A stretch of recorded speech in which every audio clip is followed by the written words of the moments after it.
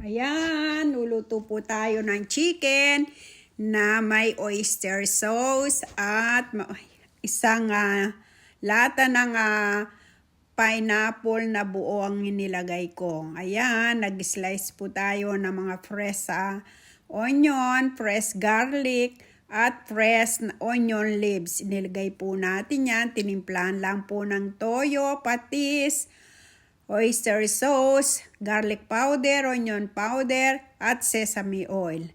Nilagay ko ang ibang mga spices dyan sa loob ng chicken at tinaplos na yung mga tinimpla sa chicken.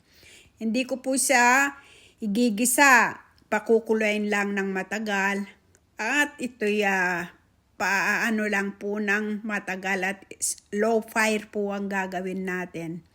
Ayan, paluto na po ang chicken natin dyan. Nilagyan ko na ng ating mga pineapple slice dyan. Paluto na rin yan at tikiman portion na naman tayo.